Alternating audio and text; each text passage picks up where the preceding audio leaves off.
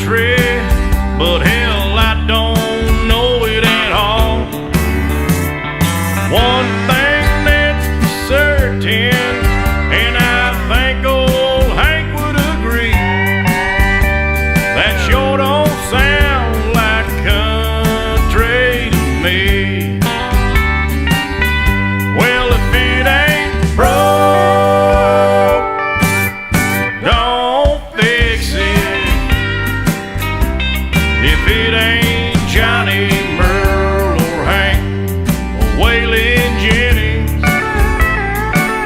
yeah, if it ain't got that honky-tonk horn like Ernest Tubb had from the start, if it ain't broke, don't fix it.